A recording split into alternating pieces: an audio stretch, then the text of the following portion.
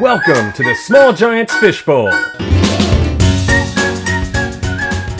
This topic is how to hire culturally aligned A players. Small Giants leaders know that hiring the wrong person is costly, time-consuming, and can do serious cultural damage. But even with the best intentions, without a strong hiring process, wrong hires can still sneak in. In this fishbowl, we'll learn from Vivian Lee, SVP of People Innovation at Arkadium, about their process for hiring top candidates quickly and ensuring they're culturally aligned. Okay, here we go. Hello, I'm super excited to be here. Thank you. No, thank you. We're excited to have you. So let's start things off. Give us a quick introduction to Arkadium and tell us a little bit about your role there. Sure. Arkadium is a game studio. So it's the easiest way to describe ourselves. If you played solitaire, and you liked it on your PC, I can tell Tom thanks to his team. But we definitely pride ourselves in being a people-first company. Arkadium's been around for just about 20 years. I've been with the company for a little over 3 years as their head of people innovation.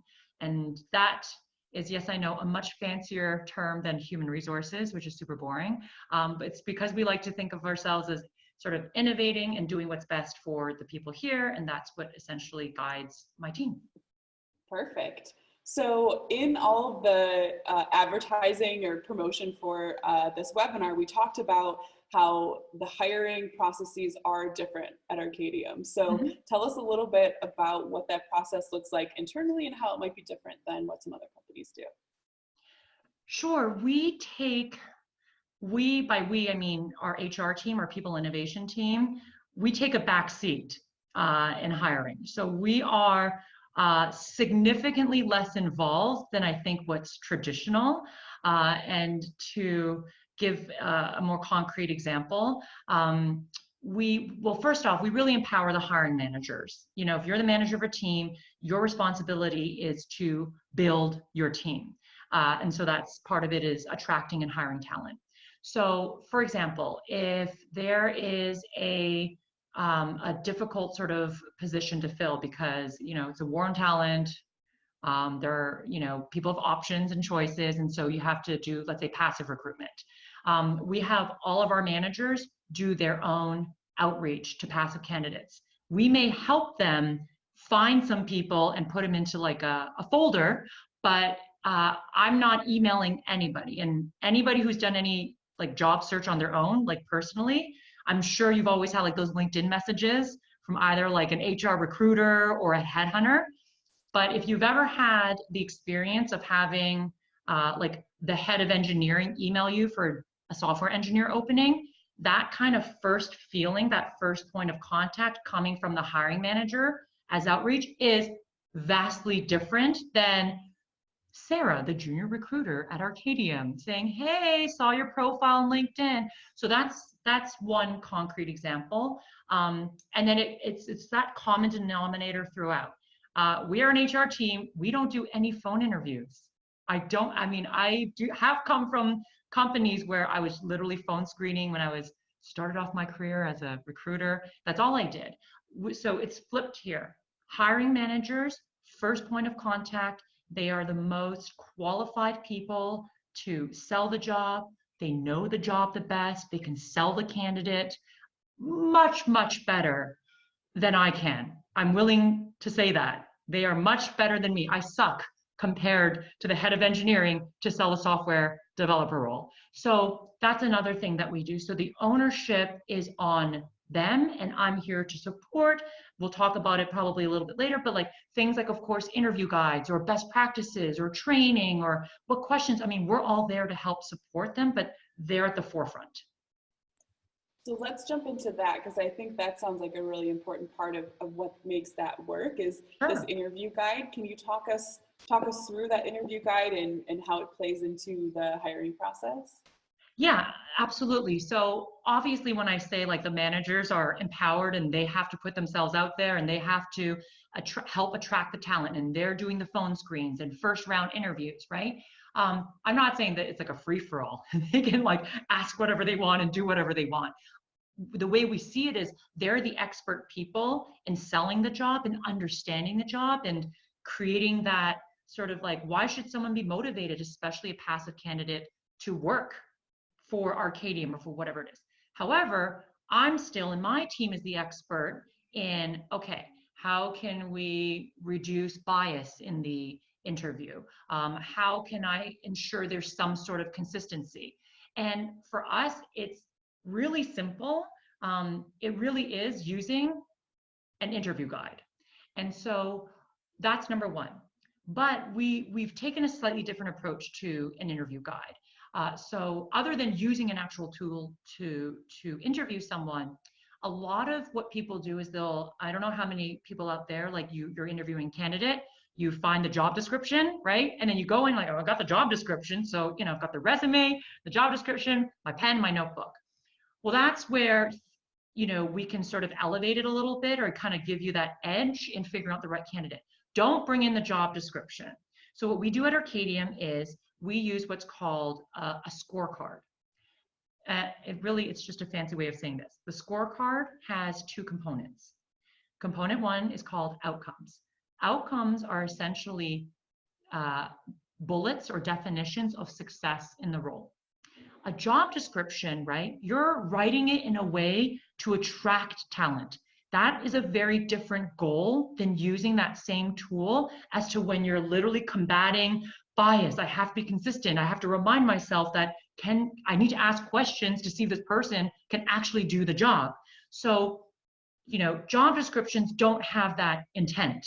So you're already sort of somewhat on the wrong foot if you're going to base it on that. So now we've got the scorecard, and I'm saying be disciplined. So you've got outcomes, which I'm happy to, in a second, I'll share my screen just to show you because I think it'll make it a bit more digestible. There's outcomes, and then there's competencies.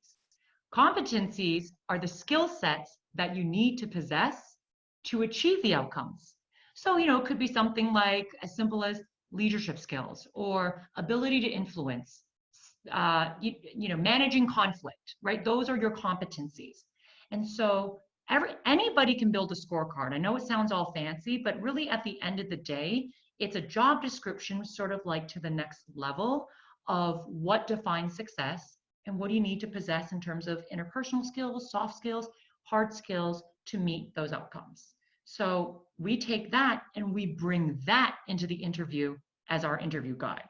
So like I said, it's a lot, but if I quickly share my screen and find it, here we go. I think I'm on it. If everyone sees it now, I just picked a data analyst interview guide. Again, we happen to have a software that helps us organize it. You can do this in Word, you can do this in Excel, you can just save all your guides in some sort of shared drive, but here we have it. I happen to use something called Workable. Okay, so here's my outcomes, nothing complex, but if I just pick one of these, right? Build a culture of analytics and testing, sharing the purpose of each of our KPIs and why they matter. Or communicate actionable insights via dashboards and presentations to ensure the organization is up to speed on our KPIs and findings. It's written a little bit different than, if I was hiring a recruiter on a job description, I might say something like, conduct phone screens. Here are the responsibilities. It's very task responsibility oriented, where outcomes, we want it to be a little bit more sort of success. Yes or no, is the person doing this or not? And then the way I train people is I'm like, okay, listen, you're going into an interview. This is how you're evaluating your employees. Why shouldn't we use the same thing to evaluate a potential employee that literally could be starting with us in like 3 days? We go through this right when they start. Let's start it at the interview process.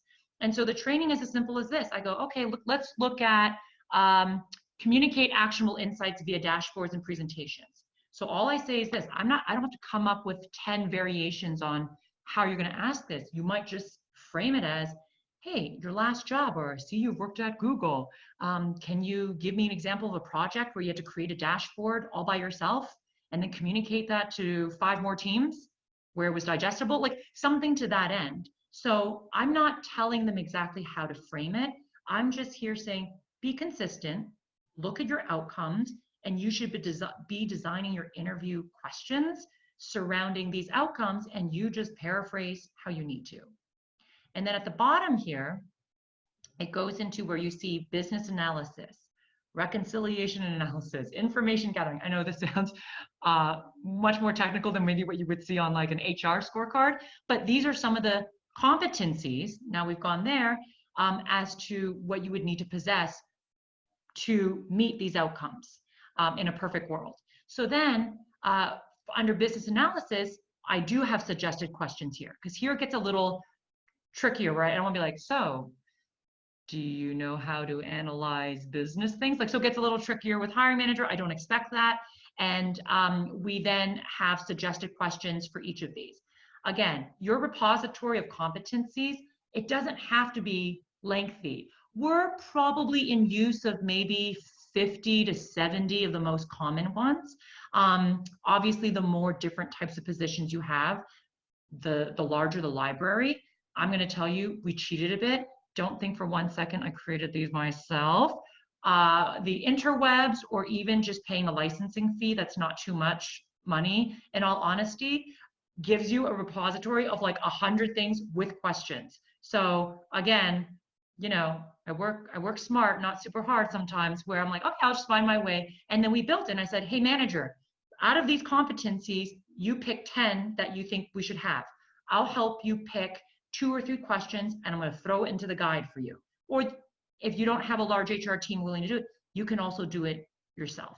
So, and everyone just does a little thumbs up, thumbs down on it, because remember, you can use this for the face-to-face hiring manager interview, but we also have a panel interview where, you know, you're inviting multiple stakeholders to come in, but everyone uses the same guide, because that's the other thing we noticed. Like Joey uses his own guide. Then like Rob likes to riff and ask people like, what are your favorite movies? Like I have sat in many panels where I'm like, okay, we can ask them their favorite food, but like we kind of have to ask them the other questions first before we get in there, and then we lose context. Then you start riffing, it becomes all friendly, and that's where things go awry. So I always say there's time for that, and I do have suggested like culture questions as well. But I always say, everybody, follow this guide, do the thumbs up, thumbs down, scribble your notes down, and now we're off to the races of having some sort of consistency where we can talk about what happened on these guides and the interviews, and we're all on the same playing field. Okay, I will stop now, but that was that one. That was fantastic, thank you. There's a couple questions that came in here. I think this might be a good spot to throw a couple in there, but how long is your typical interview process? Sure.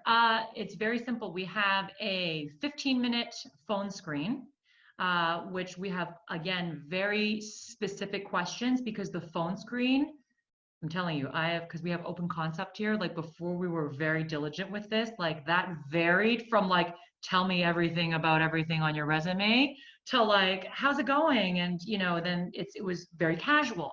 So I have a prescribed phone screen template, which if anyone's interested, I'm happy to share. It's 4 or 5 questions, and that's what we live by here.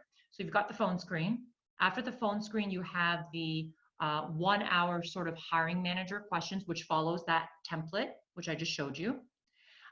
If it's a more technical, or if it's a more senior role, which might have sort of, they're in front of you know, people, whether it's a sales role or you're the head of business operations, we might have then the presentation sort of assignment, you know, sort of section, whether it's like, hey, do this code. Let's see how your coding abilities are. So phone screen, 1 hour hiring manager. If that goes well, then we proceed to sort of some sort of presentation, come back in, do a deck or do a test task assignment. And then we have a panel interview. And the panel interview, we also keep it to 1 hour, about 5 or 6 people. And if you're consistent and intelligent and thoughtful about the questions, you don't need that person back 5 separate times, because it's very frustrating for someone who is employed to come back 5 times. And let's face it, a lot of the people who are, let's say, like, I'm trying to attract talent, a lot of them are employed. So we specifically are saying, You knew you wanted to ask those 8 questions anyway. So all 5 of you come to the same room and we're doing it within an hour. That's the panel. And then we have what's called an optional final interview, because sometimes out of the panel, it's like you get a lot of opinions and stuff, and you sometimes you're like, well, most people were a yes, or they thought these were the strengths, or this is a weird question. Instead of us saying like, well, the panel is the final one, we also do something, I don't know if it's a little bit different than what other people do, but we have a point where we give feedback to the candidate the way I give feedback to my direct reports, like in a quarterly check-in. So I mean, that's how real I get. And I'm gonna be honest, this is a secret weapon of mine of when people say like, how do you assess like cultural fit? Because we happen to value at Arkadium transparency, real-time feedback, be open-minded, you should always, we always say feedback is a gift.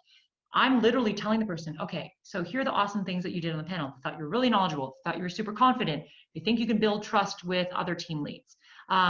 Also from the panel, a few thoughts from them were, you were too wordy. We only got through 8 questions. We kind of wanted to get through more. We were hoping for a few more specific examples. You were a little bit too theoretical, a little bit too high level. And honestly, we want you to put you in a sales role. We kind of heard you say, like 25 times. So I'll go there with them. And that for me is a huge test to see if the person is like, later, Vivian, that was not needed today. Or whether they're like, okay, that's the first time someone's ever actually given me real feedback versus just turning me down and ignoring me. Like I never came to Arkadium 5 times and gave you 5 hours of my life. And I feel like that's the person I want at Arkadium. And then what happens is in that final interview, I'm assessing, I gave them 3 pieces of feedback. Did they take it? Because for me, my hiring philosophy is, I don't mind the diamond in the roughs. I don't mind someone who is even like, well, I think on paper, they're a little bit more junior. If they are open-minded and willing to take feedback, I would hire that person over someone who has a master's degree and on paper or even in the interview kind of impressed me, but gave me the vibe that I can't be my authentic self in a performance review and say, Joey, are you kidding me? This presentation, come on. I'm going to support you. I'm going to get you Excel classes. I'm going to get you PowerPoint classes, but work with me here, Joey. Like that's how we train our managers to be authentic, direct, real time, but come from a caring place. So I do that same thing. I go into the final interview. I see if they can take the feedback, if we think it's needed. And that is the end of the process. My very long-winded explanation. It's actually 4 steps, not that long, 5 steps. No, that was awesome. I've never heard of the actual feedback for candidates. What is the reaction that you normally get from candidates when you jump into that? Well, okay, I will say 95% of the time it is, or even 90, no, let me break down my percentages. I'm not a math person. Okay, 9% of the time, people appreciate it. Because one, I'm not saying like, you suck, but I'm gonna give you one more shot. Like, obviously I'm not speaking that way. It's coming from as caring and supportive of a place of like, I'm championing you. I think you can do it. And quite frankly, when I interviewed for this role, if you guys can imagine, Vivian can get wordy. So mix that into nerves.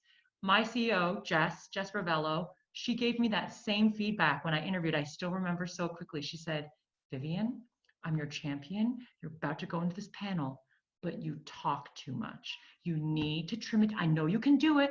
I know you're probably nervous. And she gave it just like that 3.5 years ago. I will never forget. So 99% of the time, people accept it positively. It's a positive reaction. Now that percentage decreases of how many people accept it and then prove to me that they really digested it and they have the ambition or they have the agility and the speed to like, and don't get me wrong, I'm not expecting a 180. I just want to see if there's a slight uptick. We're reasonable. We set expectation, a slight uptick of an attempt to do it. And then the reason why I had 99%, because I have a real life example. I just did one of those feedback things and the person, and it happens. the person pulled themselves out of the running. They were doing fantabulous. They were amazing and awesome. And they were a little bit chatty. And I had said, listen, you're supposed to talk 90% of the time, but it's super helpful if we can see you in context to sort of be a little bit more succinct, tightening up some of the answers and giving some more specific, because she was very theoretical in all of her high level, this is how I would approach it. And we really just wanted to hear, like, in Q3 at this company, when I was working with Mackenzie, and she wasn't giving that. So I was trying to help out. And then she pulled out. And for me, I said, thank you very much, because I was speaking just like this, and it would be because it was actually someone to hire for my team specifically. And so I was doing the feedback because it was my opening. And I said, I dodged a bullet having done that step, because I wouldn't have felt comfortable. First of all, someone in people innovation who, isn't jiving with me, I'm pretty nice. So I felt like it was helpful to see that if she just wasn't at that level to be able to accept it. And that's okay. And I need someone to be a champion of that and be open to that. Got it. That's great. We have 2 more questions on this part. One, do you also give that feedback to people who are a for sure no? And is the panel in person or virtual? The panel's in person if they're physically here. If we have an office in Krasnodar, Russia, so at times we have to do sort of a halvesy, like our Russian managers will interview and sometimes we'll virtual dial in. But we have enough of a cadence of people who travel that sometimes we can fit in sort of whoever sort of management team member is in either office, and if we're hiring cross office. But generally we want it to be in person. We think it's really important if they're going to be in chair in one of the offices. I'm sorry, what was part 2 of that question? Do you do the feedback for people even who are for sure no? Yes. Yep. Because I have been on the other side of it enough where I hate it when someone just says you're not the right fit. I can't stand it. And I don't want to give that experience to someone else. And I want to create an experience where even if I didn't hire you, you still thought you had a premium interviewing candidate experience. I really care about that aspect of Arkadium, not just like our products and all this stuff, like your entire engagement with us. So I would say I'm dialed down from like the panel version feedback, but we'll say like, actually it came down to the top 3. And I will make it a little bit softer, but we will say we decided we needed someone who had more background in whatever reconciliation or this accounting, or you only had 2 years in the tech industry. We decided to go with someone who had like 8 years because we thought it'd be less of a transition. But, I will give something like that versus the, sorry, you were not chosen, good luck in your future endeavors. I can't stand that type of response. It's a personal one too. It's not auto-generated. We never auto-generate candidate responses. That's great. I'm sure everyone really appreciates that. Mm-hmm. Going back to this shift in mentality that you have from what HR does versus what a hiring manager does, it's pretty different. Have you ever had any pushback from hiring managers who might not want to be that involved? And how have you dealt with that? I've had pushback from every single manager when we first introduced this, because I'm just going to keep it real. Do you think people like default to wanting, yes, I will do all 48 phone screens, or yoo-hoo, I'll send 15 LinkedIn messages today. And it is funny. It's a transition because everybody's busy and working hard, and historically and traditionally, and in many other companies, you have a team of recruiters or HR generalists or HR managers who shepherd you and field you and groom you this nice little bucket of perfect, we call them A players here, and you just get to come in with your clipboard and be like, you and you, thank you HR, and we're flipping that. There's a skill in sort of convincing people that I hope I somewhat possess, and we had to do a lot of that, and a lot of it starts with, I do ask sort of the managers, I'm like, it's like a little trickery. I'm like, oh, okay, so like, who do you think can sell the job? Okay, you guys. Who do you think knows the job the best? Oh, they do.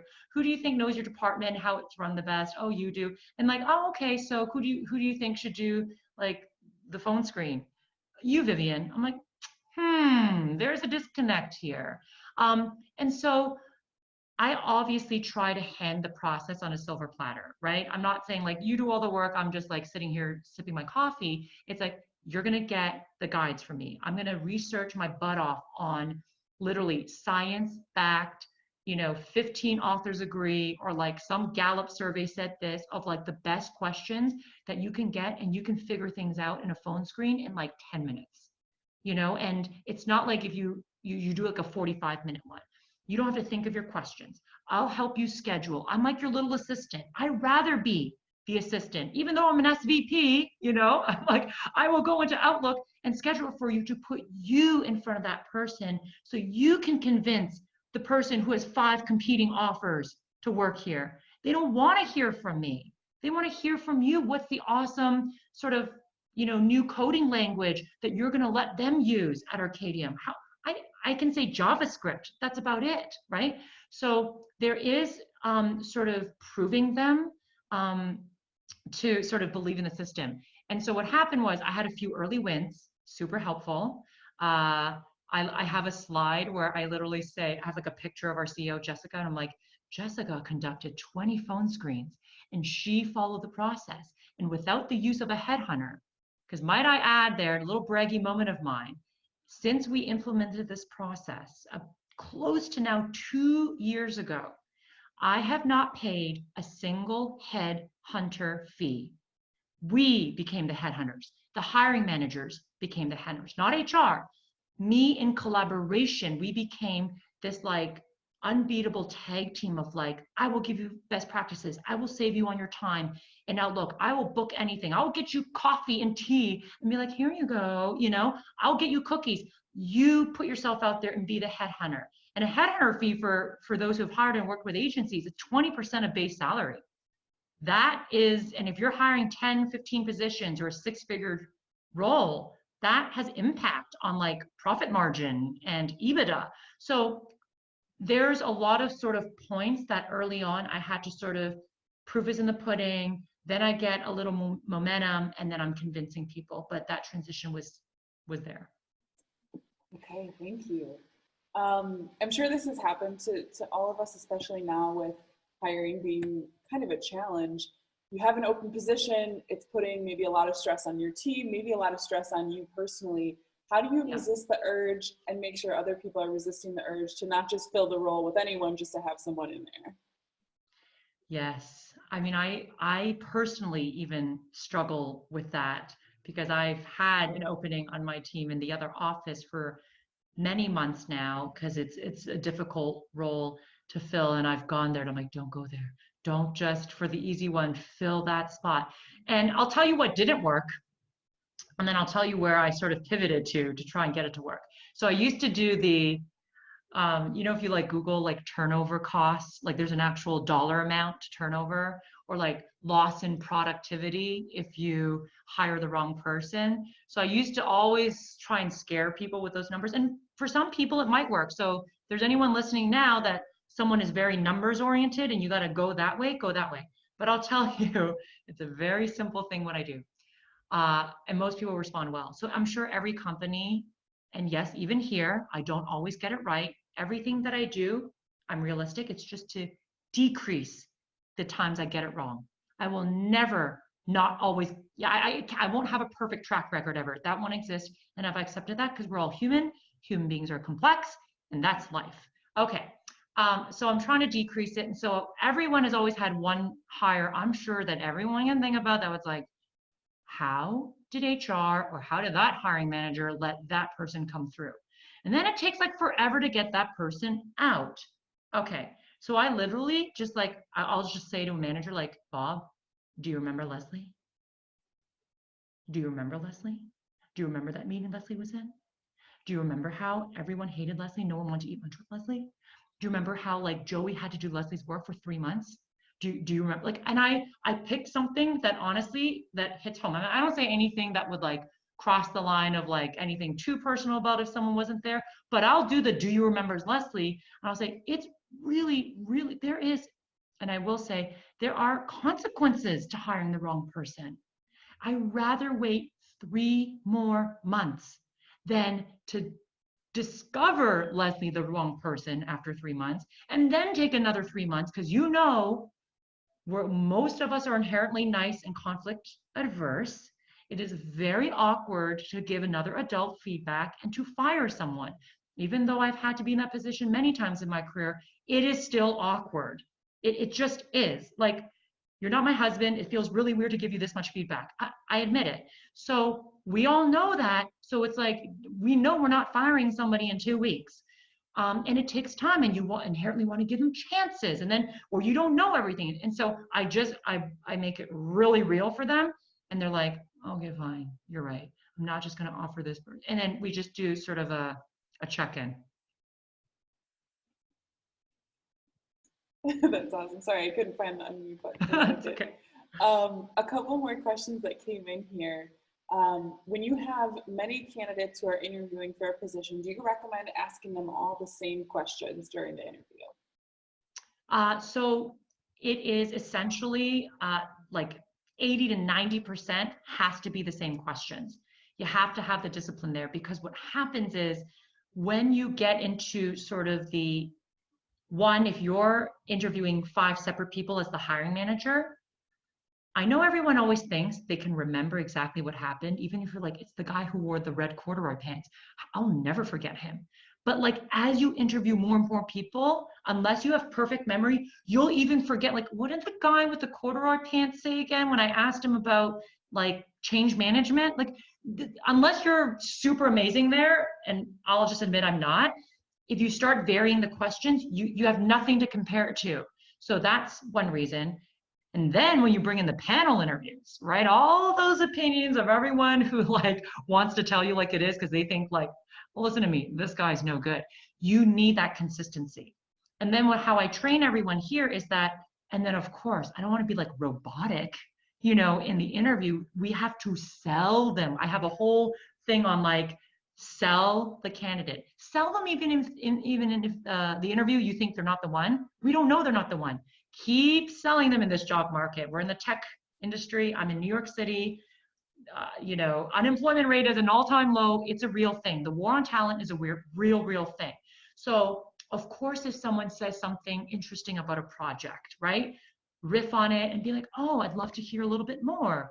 Because one, I allow you that. You don't have to be like, no, Vivian only said I can ask these 8 questions. So we're very clear.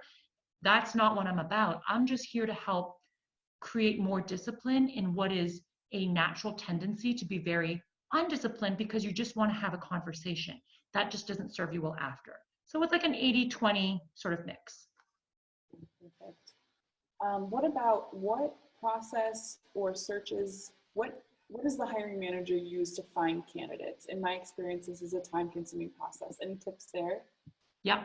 So that's something for me to be super clear on. We collaborate, okay? Because when we're passive recruitment, whether you're using, obviously our best friend is LinkedIn, you know, so, you know, whether I'm on LinkedIn or one of the business partners is on LinkedIn, that is one thing that we do a lot of. Because that's not the first point of contact yet. They don't know. So that's something that I'm very committed to. I also say to the hiring manager, if there are people in your LinkedIn network, or we sort of set, this is actually built in, this will feel 360 now, we built into the scorecard of everyone who's a department head and has direct reports, we say you should be continuously networking, meeting people, going to conferences, and building a pipeline. Because I don't want them to think, I'll just figure out my pipeline when I have an opening.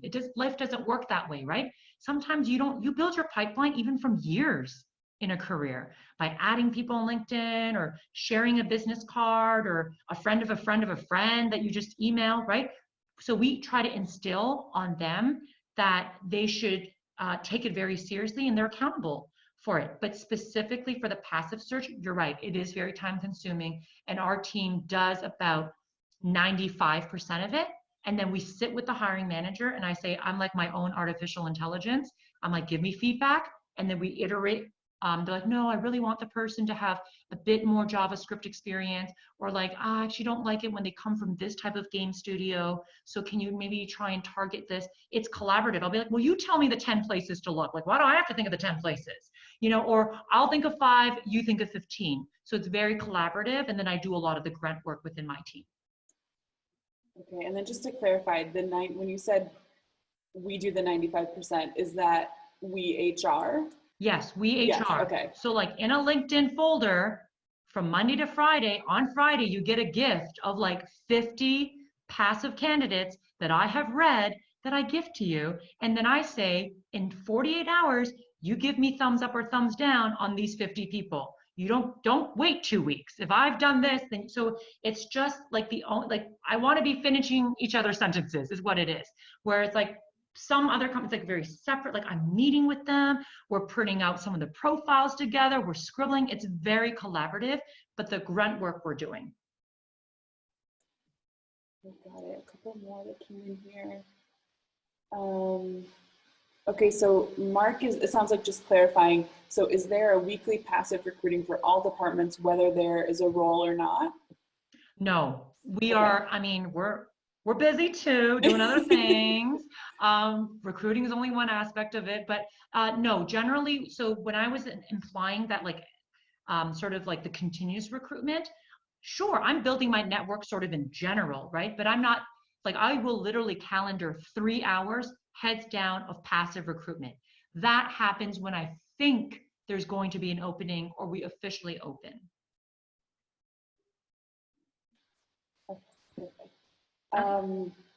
Do the scorecard and competencies continue after the candidate is hired in their review, in one-on-ones? How do you use that after they're hired? Yep. So that stays with you your entire career at Arkadium. And we have, we actually do monthly performance evaluations here. Yes, we do 12 times a year. And then on every third one, so essentially like January, you have the monthly check-in. February, you have a monthly check-in. And then March, you have what's called the quarterly check-in, which is essentially the monthly check-in, which is actually very quick. I mean, it's a whole other webinar. We use like a start, keep, stop method. So it's very quick, but it's substantially more powerful than if you just do like an annual review. But in any case, then when in March, there's the question, which triggers everyone. It says, how are you tracking against your scorecard? And you have to do a self-evaluation. And then the manager puts a comment there. In addition to that, again, I don't want to make it sound like it has to be all fancy for this to work. But yes, I had a favor from our internal engineering team who created a scorecards website for me where it is interactive, a little bit gamified, where instead of just checking it off, you actually will check how you're doing. And so your manager and you can see how you're tracking. And then we made it available. Every position is available to the entire company. Nothing's a secret. So if I'm a junior business partner in People Innovation, and I want to see like the senior role or like the manager role, I can see all of them. And what this does is it creates motivation and like you're adding a little fuel to the fire of creating that ambition of like goal setting, of saying, hey, I want to be able to get there. What competencies do I need to be a People Innovation manager or a senior data analyst? And so we do it for the reason of like, I need alignment, because I have noticed that there will be people who think they're like dominating, let's say in communication, their manager's like, whoa, whoa, whoa, I don't think that at all. So we do that every quarter to create alignment and also to prevent I think I should be promoted. I don't think you should be promoted, and making it very subjective. I was trying to eliminate as much of that as possible. So that lives with someone throughout their career here. Awesome. Another one here, our interview process is pretty long. We've had candidates accept offers from other companies during our interview process. Have you experienced that, and how do you combat that? We don't experience it because we were so fast. Honestly, I mean, if it happens where someone has 2 offers, it's not because of the timing necessarily, where we took 4 months and it's just they happen to have 2 competing offers. So don't get me wrong. Of course, it happens where someone might have a competing offer, but we literally train our managers. I'm like, this position is opening. And I set it's literally, I have a recruitment playbook.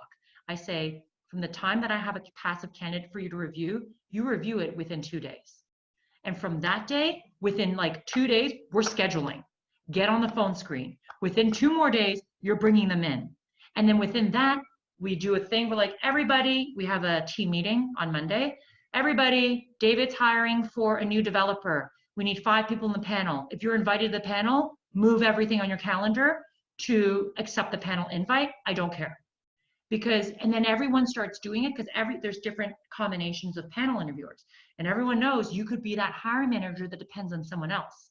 I'm like, move that internal meeting, move that thing. So we prioritize it because we know how important it is in the city just that we're in the industry that I'm in, the job market that we're in. And so we are so fast that speed has never been a problem. And if it's a problem sort of at your company, you need to raise your hand and say, we have lost 5 people simply because that person had to pull out and accept something else because they need a job. We need to tighten this up. And that is a value that people have to have. How much are you going to just prioritize it?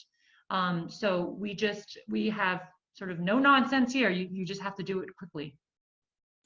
That is awesome.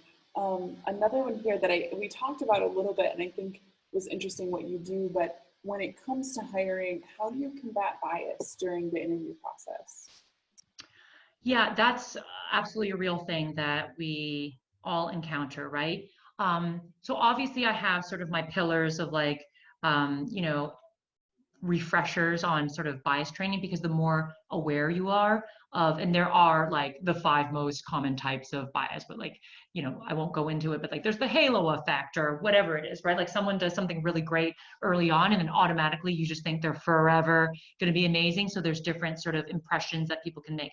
So it is critical, and whether your HR team does it or not, you should do your own research, and because it's not that difficult, right? I just, again, try to hand everything as much on a silver platter as possible, and sort of we do that. The other thing that we do is, so after every panel interview, we have what's called a post-panel check-in.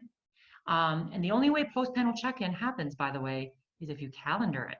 So after the panel, when everyone wants to disperse and go back to their dandy day, I already have a 15-minute post-panel check-in. So everyone knows we wait for the person to go into the elevator, and then we like sort of like quietly walk to like this other room. We're like, okay, now let's talk about David, the candidate.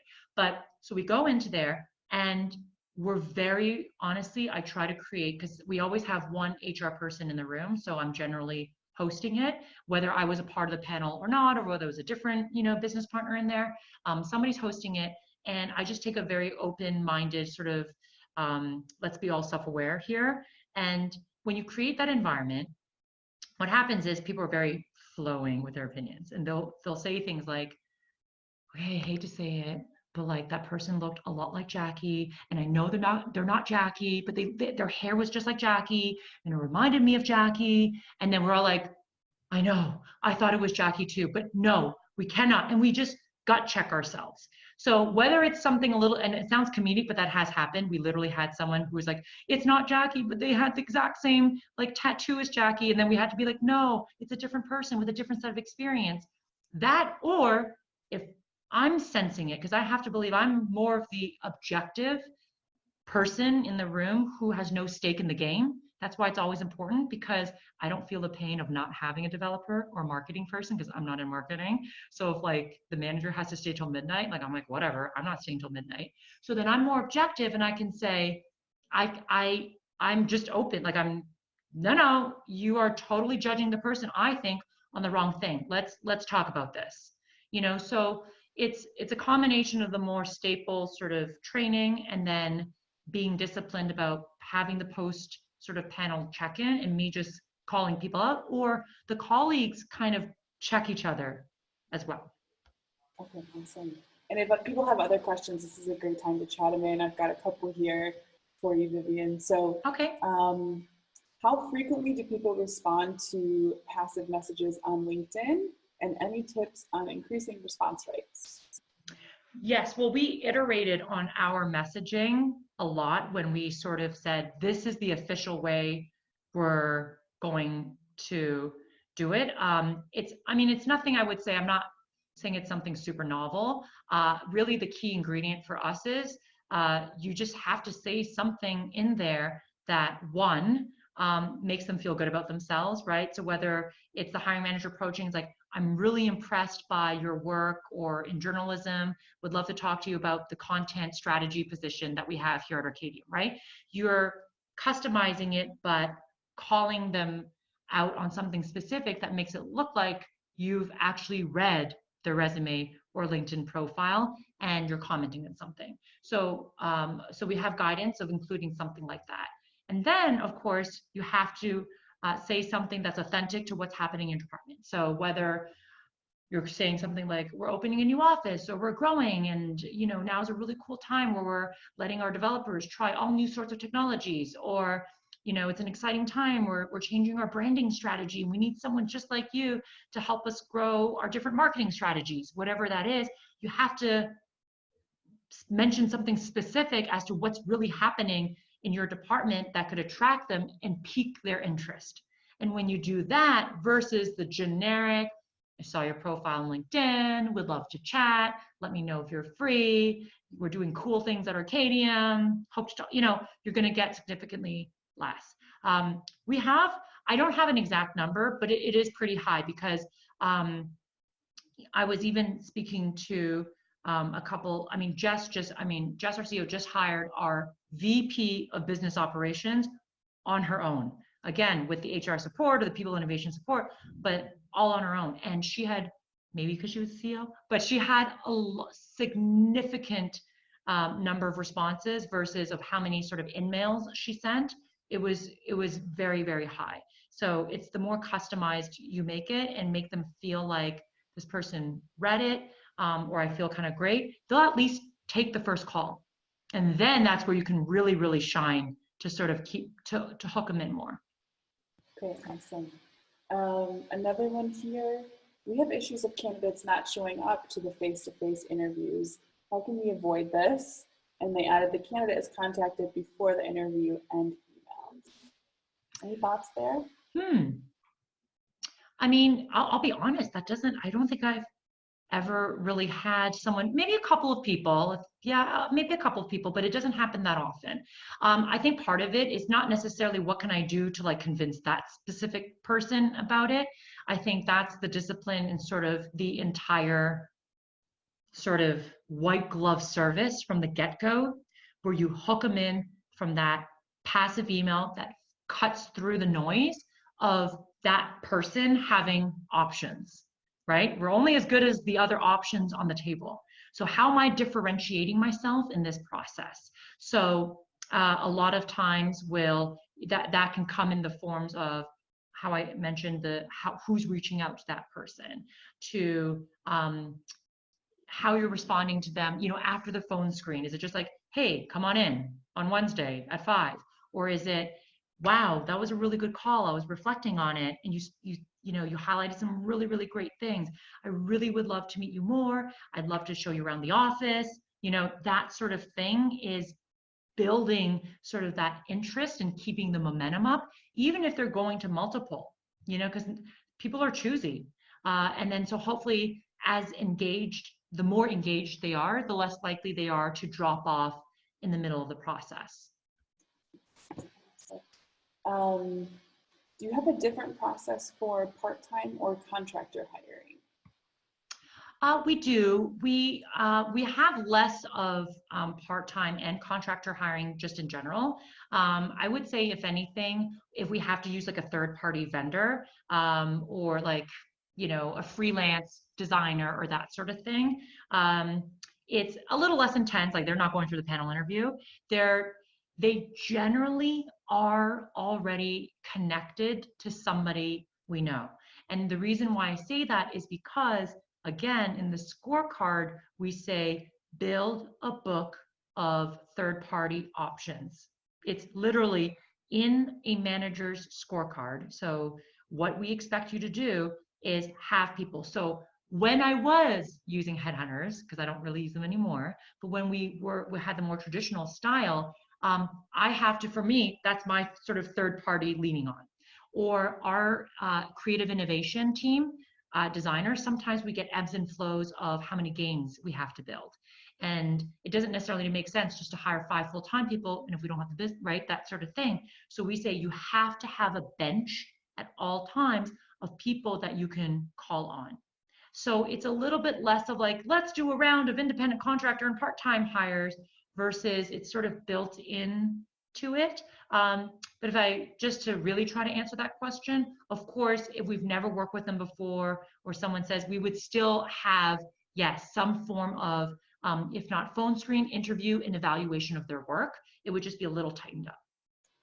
Okay, great. We've got a couple questions here about the, scroll up a little bit, about the 5 things to be aware of regarding bias. Not to put you on the spot, but do you know them, and or could you share what we should be looking for online if we wanted to do more research?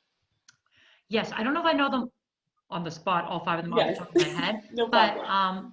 yeah, if you literally, if you search bias, bias in an interview process, the similar ones will come up. I know one of them is sort of it's the halo and the flip of the halo. So somebody does something that happens to be like a really positive experience for you early on, and then you immediately think that first impression carries through and they can do no wrong.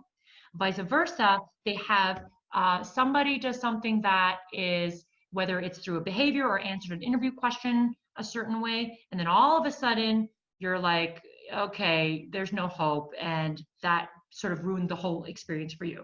That's not being disciplined to the different sort of areas of the scorecard, which you should follow your interview guide. Don't let one thing shadow everything else. There's another one called confirmation bias, which is very common too, but I'll say this is one that no one wants to openly discuss. And when I give you my example, you'll know why. So let's say, I'm not saying anybody on you of this Fishbowl call, webinar is thinking this, but let's say you happen to think something like, I think men are better software developers and coders than women are, right? Let's just say, and here's the tricky part. It's not even that conscious sometimes, right? Like it could be just like society or America or whatever, watching too much TV like influences us. So that's actually the tricky part. But anyway, let's say you have some preconceived notion of something, right? I'm using a very extreme example that I'm sure many of us don't, to sort of illustrate my point. But let's say you sort of think that. What happens in confirmation bias is in the interview process, you're finding things. Like, let's say, I don't know, the woman developer comes in and is like, oh no, I'm 3 minutes late. And you're like, haha, you're only 2 minutes late. I knew women can't tell time. Something to that. It's a very subconscious thing to validate what is an even more subconscious bias that you didn't even know you had. And that is why it is so important for you to research. And I really wish I remembered all 5 at the top of my head, but I just kind of gave you 3. But if you Google, and there's actually more than 5. I think I just selected 5 because I know at some point if I select too many, nobody remembers anything, and I'd rather people remember 5 than like 25. It's so important for you to just be self-aware and vulnerable, at least with yourself. I tell that to everybody. I say, you don't have to raise your hand and be like, yes, I have thought women developers must be far worse because, whatever. But I just challenge them to think about it in my trainings. I'm like, take a moment of silence or think about it. Or I'll say, does anyone here want to share an example? And I'll always go first, or you think, oh, I don't know. Or it's even as like someone had their background was in math or like accounting, and now they want to be a marketing person. There's no way they're creative. But did you even look at their sample of work? How do you know they shouldn't have never been an accountant? And actually they're super talented at that. So it varies in many forms. That's why you have to educate yourself. But I honestly just did, based on a little bit of my own experiences, plus an easy Google search. Okay, awesome. We can all do that. Here is another one. Let's see. Do you talk about your core values and or company purpose during the interview process? How do you make sure that someone is truly going to be the right culture fit? Sure. That is really the most tricky, difficult thing to assess, that even when somebody doesn't work out, I rack my brain over it or sometimes lose sleep and where did I get it wrong? Because it is very difficult. Because sometimes you just need time to really assess that, right? So again, a couple of strategies that I hope, are a bit more tangible. There are, we do have sort of I have a culture template.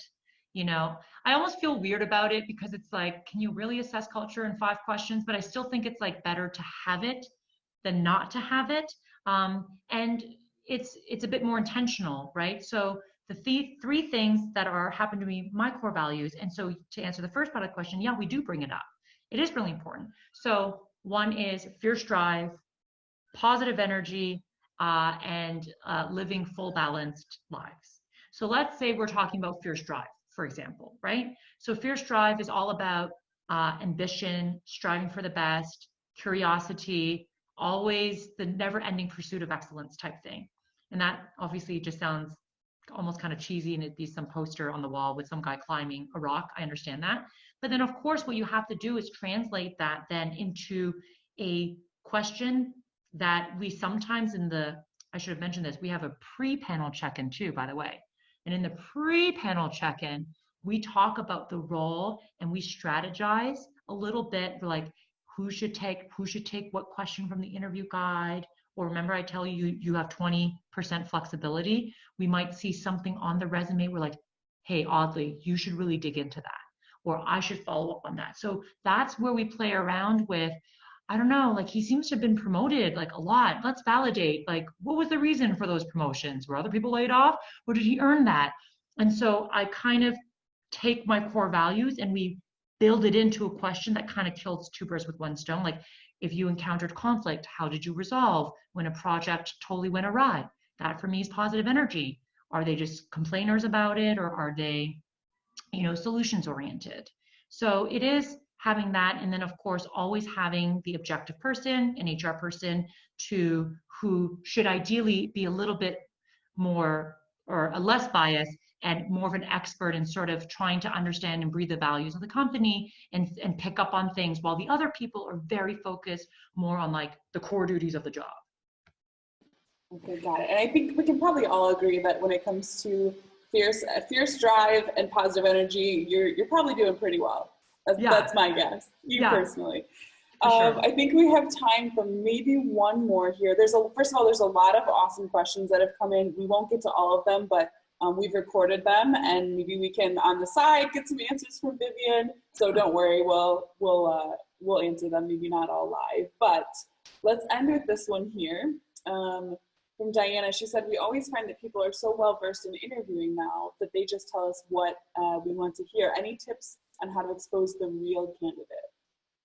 Sure. Sounds like such a serious question all of a sudden. But yes, that is so true. People are very well versed now in interview training, and it's like, you want 3 weaknesses, I'll give you 12 weaknesses, right? So I know it's a little bit different time, and with like the internet and people know to practice and that sort of thing. So again, that's why, one, instead of just defaulting to tell me about a time when you have had, conflict with another person, if you stay true a bit more to the outcomes, you're already creating a more specific, if you will, right, customized sort of set of interview questions. Another thing that we happen to do, and I am not paid by Predictive Index in any way, but we have a tool. Predictive Index is, and you can definitely search it and you can decide whether it's free or not. It's sort of a motivation, it's a tool that helps you understand the drives and motivations of someone. It's not like a personality test per se. What happens is, I've had a very positive experience from it. It It's just a tool where if they spend 5 minutes answering some questions, it gives you a lot more insight, and then they generate additional questions of where they identify as sort of an area. When I say weakness, I don't mean like it's a weakness in the world. I mean, I've identified that I need someone to be at this level for this job. And they're saying they're not the right match, maybe on this specific level. Then that tool generates additional questions to probe. So whether you have a tool that does that, or whether in your phone screen, you're like, I don't know. Didn't seem like, I think this person maybe got fired from that job, but they said something else, right? Or I don't know why his answer wasn't that strong when I really asked him about, this project management. I'm iterating. I'm like my own artificial intelligence, and I jot down all my notes and I iterate, and I'm like, I need to hammer home on this. So whether it's a tool or that, then you're keeping them on their toes, if you will, by really drilling down and staying committed to the essence of the role, and then learning from the previous one. Don't just be like, I am done the phone screen, I will now follow this next interview guide, and not iterate on it to make it a little deeper. Okay, well that's it for this one. Check out more Fishbowls exclusively for the Small Giants community at smallgiants.org.